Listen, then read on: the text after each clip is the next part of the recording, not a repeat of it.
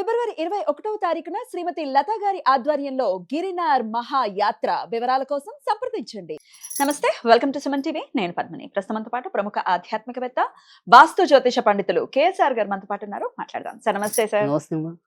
చాలా ఏమంటారు, గంగలాగా మొత్తం ఇట్లా పరవళ్ళు తొక్కుతున్నాయి సార్. స్పెషల్ డేస్ అన్ని కూడా కాంబినేషన్స్ తో వచ్చే రోజులు అసలు ఎంత అద్భుతంగా ఫిబ్రవరిలో తగ్గిపోతాయి పండుగ. ఫెబ్రవరిలో తగ్గిపోతాయి, మళ్ళీ పెద్దగా లేవు. కానీ రేపు వస్తోంది జనవరి 31వ తారీఖున శని త్రయోదశి. శనికి సంబంధించి ఇబ్బందుల నుంచి అధిగమించడానికి శని త్రయోదశిని విశేషంగా వినియోగించుకోవడం అందరికీ తెలిసినటువంటి విషయమే. అయితే ఎప్పటి వరకు ఉంది శని త్రయోదశి, ఎట్లా యూటిలైజ్ చేసుకోవాలి, యూటిలైజ్ చేసుకుంటే ఉండేటటువంటి ఫలితం ఏమిటి, ఇవన్నీ ఒక్కసారి మీ ద్వారా తెలుసుకోవాలనుకుంటున్నాను సార్. అంటే మనకి ఎప్పుడు కూడా శని త్రయోదశి అనేది మధ్య మధ్యలో వస్తూనే ఉంటాయి.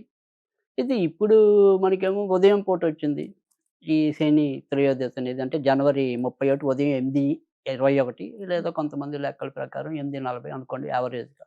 అయినా కానీ నేను అనేది ఏంటంటే మ్యాక్సిమం 8:30 లోపే కంప్లీట్ చేసుకోవటం మంచిది. దానికి పవర్ ఉంటుందా సార్? పొద్దున్నే ఉంటే ప్రదోషంలో ఉంటే పవరా? అంటే శని ఎప్పుడు కూడా శని కానీ శివుడు కానీ ఇవన్నీ కూడా కొద్దిగా ప్రదోష వేళ అయితే మరింత మంచిదే. అలాగ మనకి ప్రదోష వేళ కావాలి అనుకుంటే కనుక ఫిబ్రవరి 14వ తారీఖు మళ్ళీ రాబోతుంది.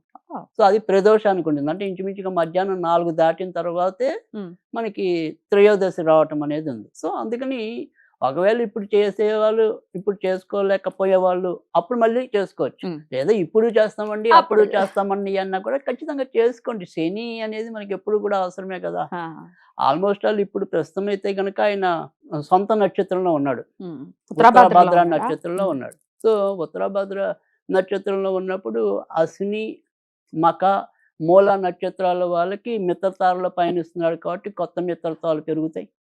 సో ఇతరులతో సంబంధ బాంధవ్యాలు మెరుగుపడతాయి. సో పాత వాళ్ళు ఎవరైనా సరే టచ్లో లేకపోతే వాళ్ళు మళ్ళీ టచ్లో రావడానికి ఉంటుంది. సో కానీ అదే భరణి నక్షత్రాన్ని తర్వాత పుబ్బా నక్షత్రం, పూర్వాషాఢ నక్షత్రానికి ఇబ్బంది పెడతాడు. సో నైదంతారలో సంచరిస్తాడు కాబట్టి ఇతరులతో ఏదైనా సరే పోట్లాటలు రావటం, ఆర్థిక నష్టాలు లేదా ఎక్కువ అయిపోవటం ఖర్చులు, ఆకస్మిక అనారోగ్యాలు భరణి, పుబ్బ, పూర్వాషాఢ నక్షత్రాల వాళ్ళకి అంత మేలు జరగదు. అప్పుడు అందుకని వినియోగించుకోవాలి. రైట్. అందుకే నేను ఎందుకు చెప్తున్నానంటే బాగున్న వాళ్ళు సరే చేసుకుంటే తప్పేం లేదు, బాగుండని వాళ్ళు కూడా స్పష్టంగా చెప్తున్నాను. అందుకే అలాగే సార్, చెప్పండి. సో దానివల్ల ఏంటంటే అమ్మో నాకు ఇది ఉంది అనేది వాళ్ళు ఇంకొద్దిగా గుర్తెరిగితే ఇంకా మంచిదనే ఉద్దేశంతో ఒక్కొక్కరికి ఎలాంటి ఫలితాలు అనేది సూక్ష్మంగా చెప్తున్నాను. చెప్పండి సార్. సో తర్వాత వచ్చేప్పటికి కృత్తిక, ఉత్తరాషాఢ ఖచ్చితంగా చాలా మంచిది.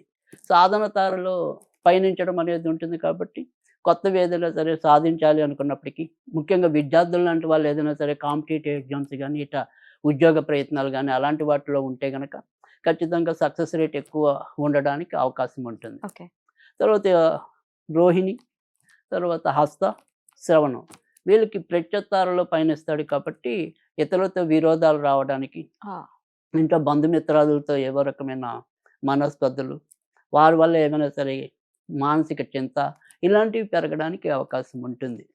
ఇక తర్వాత వచ్చేప్పటికి మగశిర, చిత్త, ధనిష్ట వీళ్ళకి మంచిది. క్షామతారలో సంచరిస్తాడు కాబట్టి ఖచ్చితంగా మంచి ఎక్కువ ఆశించడానికి ఉంటుంది. ఎలాంటి ఉపద్రవం వచ్చినట్టే అనారోగ్యాలు ఉండొచ్చు, ఏమున్నప్పుడు వాటి నుంచి క్షేమంగా బయటపడటం అనేది ఉంటుంది. సో అందుకని వాళ్ళకి కూడా మంచిది. ఇక తర్వాత వచ్చేప్పటికి ఆరుద్ర, నెక్స్ట్ వచ్చి స్వాతి, శతభిషం వీళ్ళకి విపత్తారలో పయనిస్తాడు కాబట్టి ఎవరితో ఒకరితో ఏమంటాం నష్టాలు, కష్టాలు సంభవించడానికి ఉంటుంది. కొత్త ప్రయోగాలకు ప్రస్తుతం తాత్కాలికంగా అంత మంచిది కాదు. అంటే పెట్టుబడులు పెట్టడానికి ఆగమంటారు, కనీసం ఒక 1 మంత్ ఆగటం మంచిది. తర్వాత మారుతున్నాడు ఆయన, మారటం అంటే తర్వాత నక్షత్రంలో ఫస్ట్ పాదంలో ఉంటాడు కాబట్టి ఇంకొద్దిగా ఇబ్బంది ఎక్కువ ఉంటుంది. సో తర్వాత వచ్చేప్పటికి మళ్ళీ ఇంకా పునర్వసు, తర్వాత విశాఖ, తర్వాత వచ్చేప్పటికి పూర్వభాద్ర. సో పూర్వభాద్ర వాళ్ళకి మంచి జరగడానికి, ఎందుకంటే వాళ్ళకి సంపత్తారలో పయనిస్తాడు కాబట్టి ఇప్పటిదాకా వాళ్ళకి ఏనాటిని ఇతరత్ర ఆర్థిక పరమైన ఇబ్బందులు ఎదురవుతుంటే అందు నుంచి కొంత బయటపడటం, కొంత ఉపశమనం లభించటం అనేది ఉంది. కనుక అందుకని వాళ్ళకు కూడా మంచి జరగటం అనేది ఉంటుంది.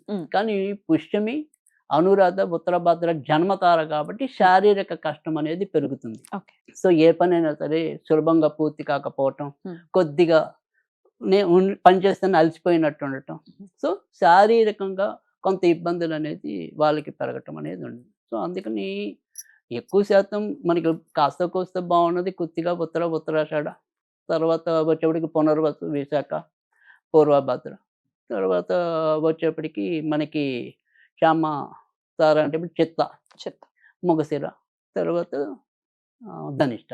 వీళ్ళకి ఇంకొద్దిగా ఎక్కువ బెటర్ ఉంది. బెటర్. సో అయినప్పటికీ కూడా శనిని అందరూ కూడా పూజించుకోవటంలో హా. తప్పేం లేదు కదా. మరి వీళ్ళకి కూడా చెప్పండి సార్, ఆశ్లేష, జ్యేష్ఠ, రేవతి. ఆశ్లేష, జ్యేష్ఠ, రేవతికి పరమమిత్ర తారలో సంచారం కాబట్టి వాళ్ళకు కూడా మరీ అంత ఇబ్బంది కాదు. కానీ ఆధ్యాత్మిక చింతన పెరిగే అవకాశాలు ఉంటాయి. సో ధార్మిక సందర్శన అనేది పెరగడానికి కూడా అవకాశాలు ఎక్కువ ఉంటాయి. సో కొద్దిగా శ్రమ ఉంటుంది కానీ ఖచ్చితంగా ఫలితం బాగానే ఉంటుంది. బట్ శ్రమ లేకుండా ఫలితం రాదు. మానసిక ఒత్తిడి అంటే శ్రమ కాదు, ముందు మానసిక ఒత్తిడి, అమ్మో ఈ పని అవుతుందా లేదా, ఒక రకమైన anxiety. But last final results okay, మంచిదే అవుతుంది. అయితే ఏదో మాకేం నచ్చని లేదు, మాకేమీ లేదు, మేము చేయక్కర్లేదు కాదు, ఆయన సంచారం ఏ తారలో జరుగుతోంది అనే దాన్ని బట్టి మీరు చెప్తున్నారు. ఇది కొద్దిగా మనం కొత్త పద్ధతి. ఇది కేపీలో ఇది ఇట్లా ఫాలో అంటే అసలు కేపీ అనేది నక్షత్రాలతోనే ఉంటుంది పూర్తిగా. సో అందుకని నక్షత్రాల మీద మనం మొదటి నుంచి కూడా కొద్దిగా ఎక్కువ వీడియోలు నక్షత్రాల మీద మనం చేయటం అనేది జరిగింది. సో అందుకని నక్షత్రాలు అనేది ఇంకా చాలా ఎక్కువ ఇన్ఫ్లుయెన్స్ ఉంటుంది గ్రహాల కన్నా కూడా మన మీద. అద్భుతం సార్. సో అందుకని కొంచెం ఇబ్బంది పెట్టే వాళ్ళు ఖచ్చితంగా ఈ శనిత్రయోదశిని వినియోగించుకోండి. అలాగే February 14th వచ్చేది కూడా వినియోగించుకోండి. ఇంతకీ ఏం చేయమంటారు? సో ఇక్కడ మనం ఏం చేయాలి అంటే కనుక చాలా సింపుల్ గా 8 చిమ్మిలు ఉండలు, నల్ల నువ్వులు అవసరంలా, మనం మామూలుగా చిమ్మిలు ఉండలు తెల్లవి. సో అలాంటివి 8 ఉండలు తీసుకోవాలి. ఈ 8 ఉండలు తీసుకుని మనం ఏమంటాం, ఏదైనా సరే చెట్టు లేదా మొక్క మొదల్లో శని పేరు చెప్పుకుని, అంటే ఓం శం శనేశ్వరాయ నమః, ఓం శం శనేశ్వరాయ నమః, ఓం శం శనేశ్వరాయ నమః, ఇది 19 సార్లు అనుకుని ఆ 8 ఉండలు ఏదైనా సరే చెట్టు లేదా మొక్క మొదల్లో లేదా చీమలు ఎక్కువ ఎక్కడైనా వస్తాయని మీకు తెలిస్తే ఆ ప్రదేశాల్లో పెడితే కనుక ఇంకా చాలా మంచి ఫలితం రావడానికి ఉంటుంది.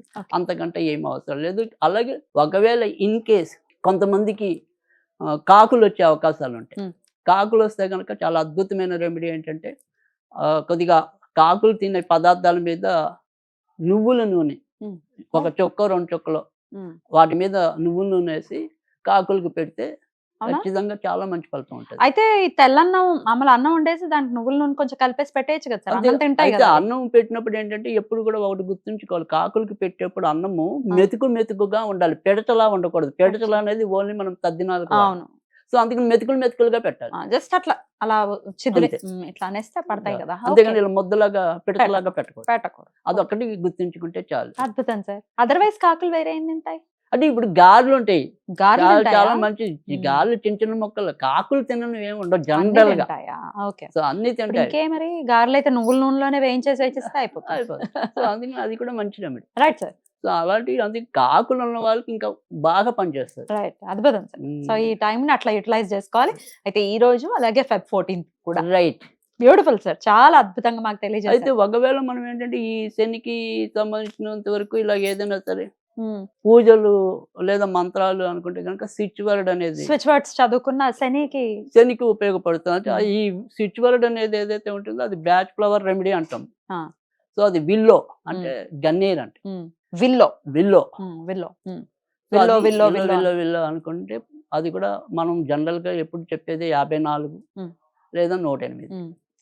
అది పడమల్లో కూర్చొని చదివితే ఎలాంటి అబ్స్టకల్స్ ఉన్నా కూడా తొలగిపోవటం అనేది. ముఖ్యంగా శని వల్ల వచ్చే ఇబ్బంది 3 ఉంటాయి. ఒకటి అబ్స్టకల్స్ ఎక్కువ ఉంటాయి, మనం కష్టాలు బాగా ఏదో ఒక అడ్డంకి ఏర్పడుతూ ఉంటాం అనేది ఒకటి. తర్వాత తొందరగా నయం కాని అనారోగ్యాలు ఉంటాయి దీర్ఘకాలిక. తర్వాత ఆకస్మిక మరణాలు కూడా శని వల్ల, శని కుజుల కాంబినేషన్ లో ఎక్కువగా రావడానికి ఉంటుంది. సో అందుకని శని లేకుండా కుజులు లేకుండా అప్పటికప్పుడు వచ్చే మరణాలు ఉండవు. సో అలా ఆకస్మిక మరణాల నుంచి అంటే అకాల మృత్యువు నుంచి మనం బయటపడాలన్నా వీళ్ళో బాగా పనిచేస్తుంది. రైట్, వీళ్ళనే కాదు ఇందాక మనం చెప్పిన ప్రొసీజర్స్ కూడా. అద్భుతం సార్, చాలా బ్యూటిఫుల్ గా మాకు ఎక్స్ప్లెయిన్ చేశారు సార్. కృతజ్ఞతలు. నమస్తే సార్.